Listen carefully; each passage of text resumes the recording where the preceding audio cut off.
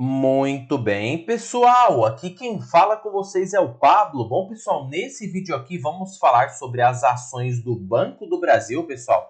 E nesse vídeo vamos falar se o Banco do Brasil é uma oportunidade, principalmente com essa queda que tem acontecido forte nas ações do banco, ou se o Banco do Brasil é uma grande cilada. Por isso que eu já sugiro que você fique comigo até o final deste vídeo, porque eu vou mostrar para vocês por indicadores que o Banco do Brasil pode ser sim uma oportunidade interessante neste patamar de preço. Por isso que já fique comigo até o final, porque eu vou mostrar por indicadores que ele sim tem um potencial de valorização muito interessante. Mas antes de iniciar esse vídeo, pessoal, já peço para que vocês se inscrevam no canal, até porque agora estamos com uma meta de atingir 2.000 inscritos aqui no canal, pessoal. E quanto mais esse canal crescer, mais eu posso proporcionar o conhecimento de qualidade para vocês, porque meu principal objetivo neste canal é fazer com que você atinja a sua tão sonhada liberdade financeira.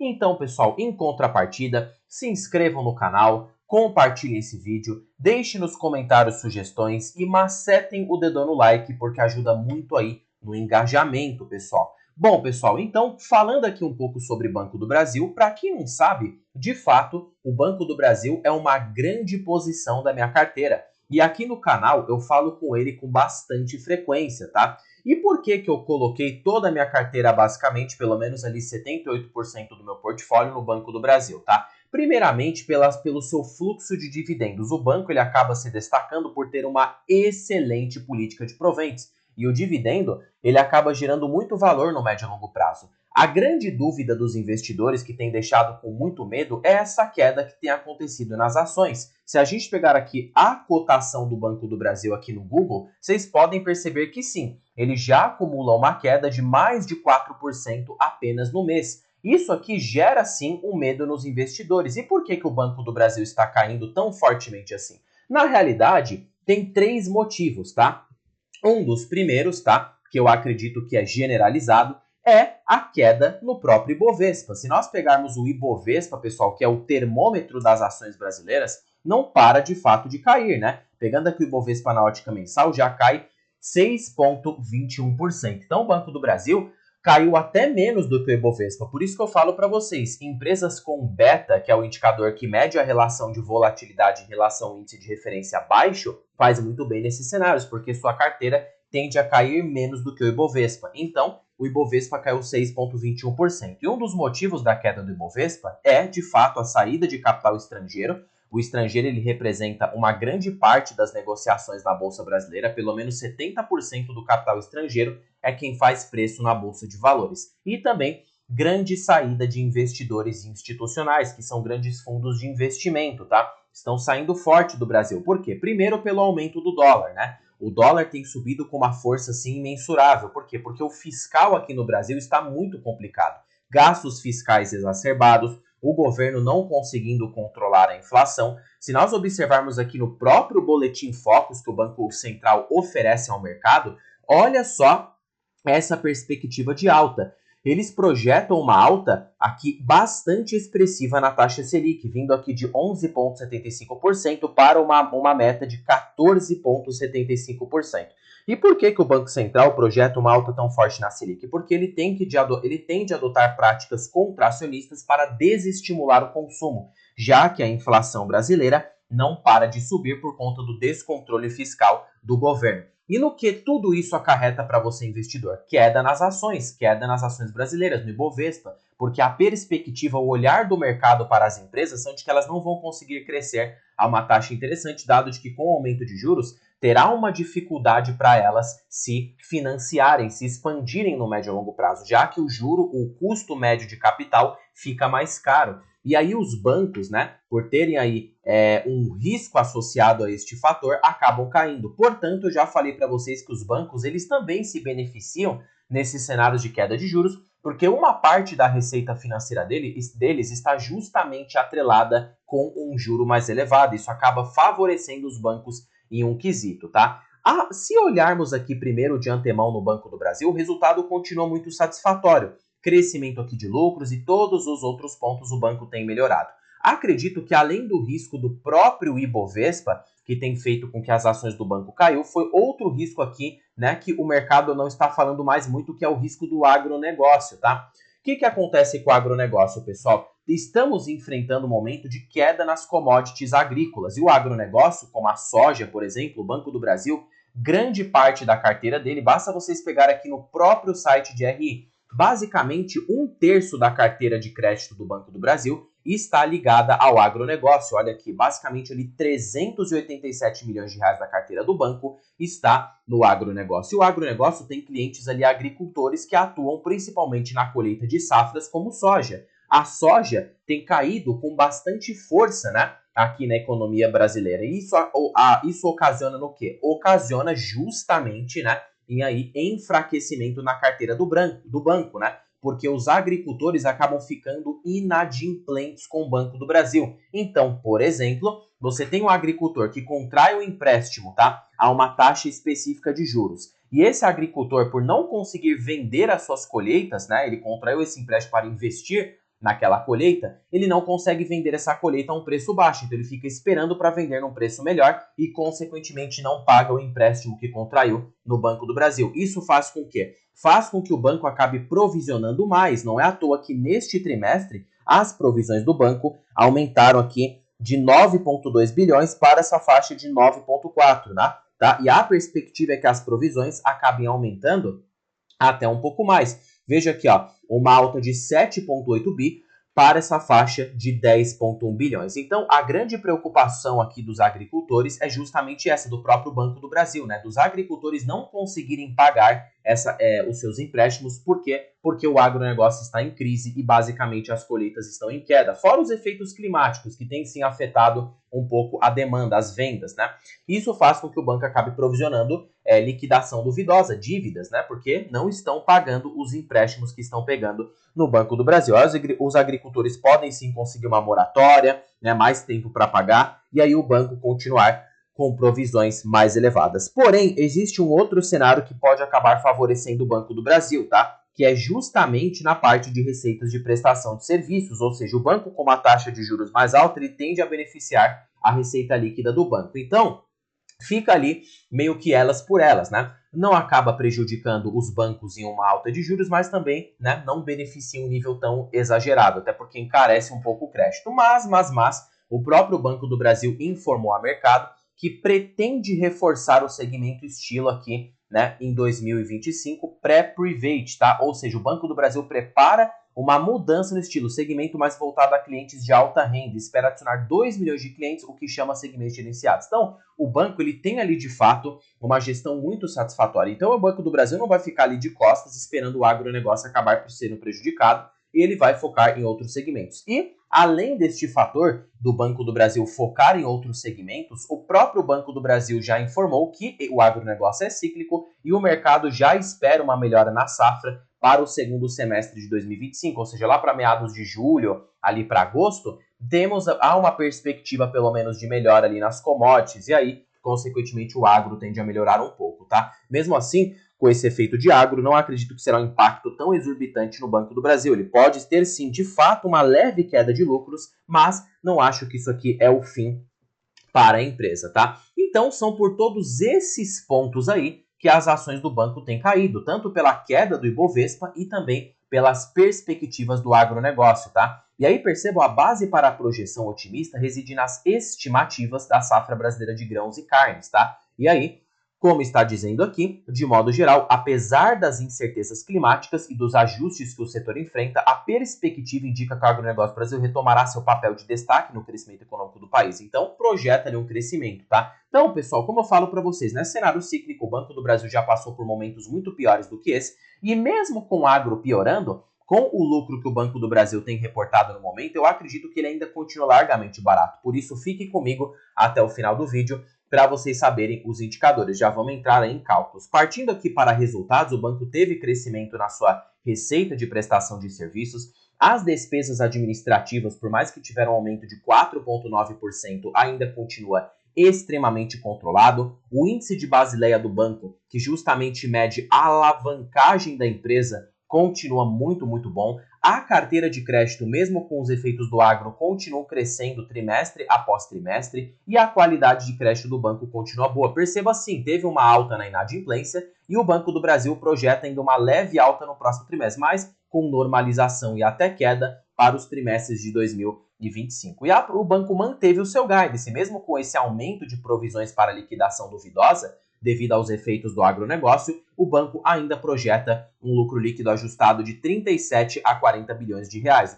Isso aqui pode sim trazer com que o banco esteja extremamente barato, tá? Com essa queda, eu acredito que o Banco do Brasil sim seja uma oportunidade. Mas, Pablo, você disse que o agro está piorando, portanto, o agro é passageiro e o Banco do Brasil já está focando em outros métodos para conseguir gerar valor ao acionista. Fora que o agro já tem perspectivas de melhora para o segundo semestre de 2025. Então, o Banco do Brasil não vai ficar tanto tempo ali com o agro piorando. Vai ser ali uma piora, de 2 trimestres no máximo. Teve esse trimestre aí, vai ter outro trimestre. Já o segundo trimestre de 2025 já começa a sentir uma melhora, né? E agora acho que o nível pior de todos virá no quarto trimestre de 2025, tá? Mas, de fato, colocando aqui o Banco do Brasil, ele ainda continua muito descontado. Por quê? O banco hoje detém um valor de mercado na Bolsa de Valores, tá? De aproximadamente 137 bilhões de reais. Se nós pegarmos esse valor de mercado e dividirmos pelo guidance, o lucro líquido que o Banco do Brasil projeta, nós temos uma relação preço sobre lucro de 3,70 vezes, o que fica muito abaixo da sua média histórica, tá? Perceba que o Banco do Brasil já foi precificado tendo um nível de eficiência bem menor do que tem hoje, tanto em termos de lucro, de rentabilidade, a 6 vezes lucro. Então perceba que o mercado está pagando muito barato, está aí de fato precificando o Banco do Brasil muito mal. Se de repente o mercado acordasse um pouco para o real valor do Banco do Brasil hoje, ele poderia sim ser cotado a 6 vezes lucro, tá? Pelo menos a sua média histórica, o que já geraria uma possível cotação de aproximadamente R$ 38,74 se o banco voltasse a pagar 6 vezes lucro na empresa, tá? Que dividido ali pela cotação que a gente tem no momento aí de Banco do Brasil, que está em torno de 23,93, temos um potencial de valorização de aproximadamente 61,90%. Então o banco está muito barato e tem sim potencial de se apreciar para chegar no mínimo até a sua precificação histórica. Fora que o que atrai no Banco do Brasil é o valor patrimonial. Para bancos esse indicador acaba funcionando muito bem, pessoal, porque bancos que negociam abaixo do patrimônio líquido tende a remunerar muito bem tanto o capital investido como também a questão ali de dividendos e você pagar barato para ter uma valorização legal. Então, com este valor patrimonial de Banco do Brasil dividido pela cotação atual das ações, temos ali um claro potencial de valorização de aproximadamente 31,67%, tá? Que mostra que o banco está largamente barato. E colocando aqui para um banco que reporta uma rentabilidade de mais de 15%, um retorno sobre ativos muito satisfatório, um crescimento de lucros muito bom no médio e longo prazo, então eu não vejo problemas ali para Banco do Brasil. Malemar, algum cenário ali pontual que pode afetar o resultado e rapidamente melhorar, mas ainda assim o banco continuaria barato. Porque vejam só, mesmo que Banco do Brasil tenha uma queda para o próximo ano, vamos supor que esse efeito de agronegócio piorou e o banco reporte um resultado 5% menor no ano seguinte, tá? Ainda assim é um resultado excelente, porque 37 bilhões menos 5%, o banco poderia ter uma queda ali, para 35 bilhões o seu lucro, se o banco tivesse de fato sendo prejudicado pelo agro. Ainda assim o Banco do Brasil estaria cotado a um múltiplo muito baixo, mesmo que ele lucrasse 35 bilhões para o ano seguinte. Teríamos uma relação preço-lucro de quase 4, o que ainda fica extremamente descontada em relação à sua média histórica. Ainda teríamos um desconto, mesmo com uma queda de lucros, de 37%. Então, assim, pessoal, eu acho que neste patamar de preço, o banco tem bastante margem para dar errado. Mesmo que o lucro líquido do banco caia aí uns 5 a 10%, ele ainda continuaria sendo cotado abaixo da sua média histórica, tá? Eu acredito que essa queda de fato não só se deve pelo agro, mas pela ótica geral do mercado despencando pelos riscos fiscais aqui no Brasil. E considerando por outros termos, o banco também tem potencial de valorização, tá? Nós colocarmos aqui 22,5 preço justo de Benjamin Graham, que acaba funcionando muito bem para empresas da velha economia, como o Banco do Brasil, o banco possui ali um preço justo de aproximadamente 67,64, o que na cotação atual ali de Banco do Brasil, que está ali no mercado hoje, ou seja, de R$ 23,93, nós temos ali um potencial de valorização de aproximadamente 182% para o banco ser cotado na sua precificação justa, tá? E perceba que já teve momentos aqui na história, quando a bolsa esteve em alta, que Banco do Brasil já foi cotado a 10 vezes lucro, isso que o banco lucrava um patamar de lucratividade muito inferior ao que tem hoje, tá? E para proventos, Pablo, já sei que o Banco do Brasil tá barato e pode valorizar, mas nós queremos dividendos, tá? E eu concordo com vocês, tanto que esse é um dos motivos que o Banco do Brasil está na minha carteira, justamente para dividendos. O banco ele pode gerar um provento muito interessante, já que se ele tiver ali um lucro, né, para este ano de 37 bilhões, dividido pela quantidade de ações, multiplica esse lucro por ação pelo payout da empresa, que gira em torno de 42%, podemos ter um dividendo por ação líquido de 2,71. Que nesta cotação de Banco do Brasil que ele está agora, a R$ 23,92, o provento fica bastante interessante, tá? 11,3% de dividendo aqui na cotação atual de Banco do Brasil. E se jogarmos um preço teto aqui nas ações do banco de 9%, temos ali de fato R$ 30 de preço teto, que dividido agora por R$ 23,92, o banco ali tem 25% de margem de segurança. Então assim, pessoal, não tem como, o banco está muito barato, está abaixo do valor patrimonial, nessa cotação pode dar um bom provento, então com um provento acima de 11%, mais essa expectativa de valorização, eu acredito que o banco tem muito mais potencial para dar retorno do que prejuízo. Eu não acho que o Banco do Brasil irá de fato quebrar e ser uma grande cilada no médio a longo prazo. Claro, tudo pode acontecer, mas a probabilidade aqui do Banco do Brasil dar errado é basicamente ali de, digamos 5 a 2%. Mesmo que eu não afirme com 100% de certeza, nada é recomendação de compra. Dado ao perfil de perenidade da empresa, o setor de alta barreira de entrada, que é o setor de bancos, o que pode acontecer de fato é acontecer turbulências, como acontece ali em qualquer tipo de empresa, e você, como investidor de médio a longo prazo, se aproveitar justamente dessas turbulências, tá? O pessoal tem grande dúvida com a parte, né, se considerarmos aqui no Banco do Brasil, de gestão, já que o pessoal fala que é um banco estatal, justamente por isso que eu considero um prêmio de risco no cálculo do preço teto de 9%, tá? Mas, se nós olharmos com mais carinho a composição acionária do Banco do Brasil, ou seja, perceba que apenas, pessoal, 50% é da União. Então ele não diria que é um banco ali 100% estatal, até porque um banco 100% estatal seria o Banrisul, Banco da Amazônia, esses bancos sim. Agora, Banco do Brasil, pessoal, 50% da União, basicamente ali, se você verificar, os outros 49,6% está nas mãos de acionistas privados, como o capital estrangeiro, e o capital do país, acionistas pessoas físicas, fundos institucionais, então, e 0,4% na tesouraria. Logo, isso nos faz crer o quê? Que 24% das ações está nas mãos dos estrangeiros. Ou seja, se o fluxo de capital estrangeiro volta aqui para o país com uma frequência boa, já que o fluxo de capital estrangeiro é cíclico, isso poderia sim gerar uma alta nas ações, já que a gente teria uma pressão compradora muito forte. Então, olha só que legal. Por isso é legal vocês olharem o site de RI. E logo leva a um outro quesito também, que o Banco do Brasil não fica ali 100% na mão do Estado. O governo não pode simplesmente colocar o dedo. E mesmo que o banco seja do governo, isso aqui é bom para você acionista, porque o governo ele quer receber dividendos. Você acha como que o governo vai conseguir preencher os cofres públicos, né?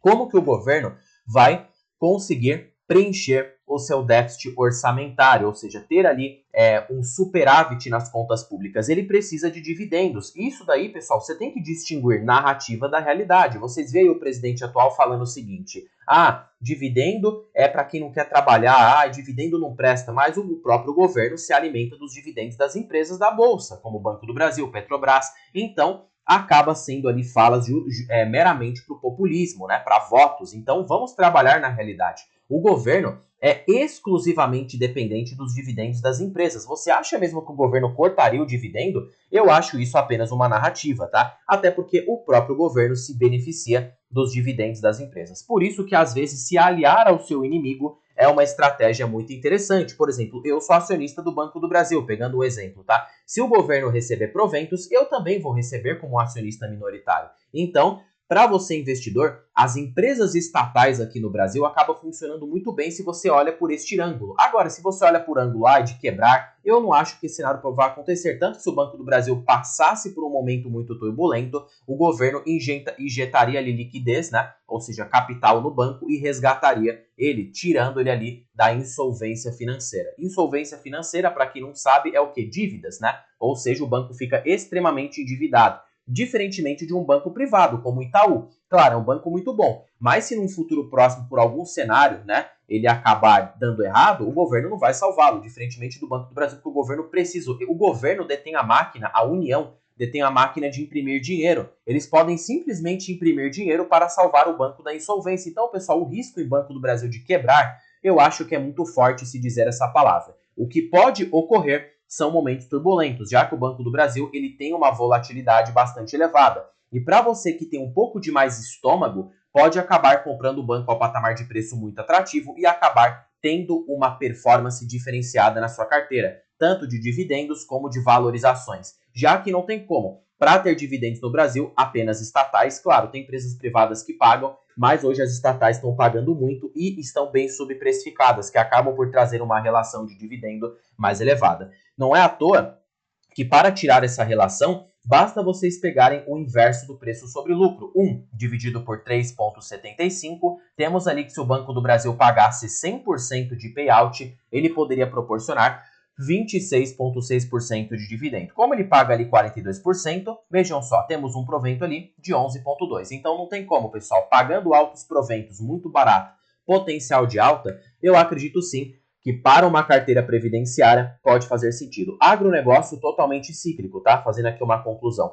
O momento pode ser bom e o momento pode ser ruim. Nos momentos bons você acaba se beneficiando e nesses momentos ruins você acaba fortificando a sua posição. E lembre-se que o Banco do Brasil não possui apenas agronegócio na carteira. Então ele não vai ficar ali só dependente do momento cíclico. Agora ele vai reforçar ali para a parte de pessoa jurídica, tanto que pessoa jurídica representa mais ainda do que agro na carteira do Banco do Brasil. Tem ali a parte de pessoa física, portanto, essa parte de pessoa física não está diretamente ligada ao varejo, como o Bradesco e Santander.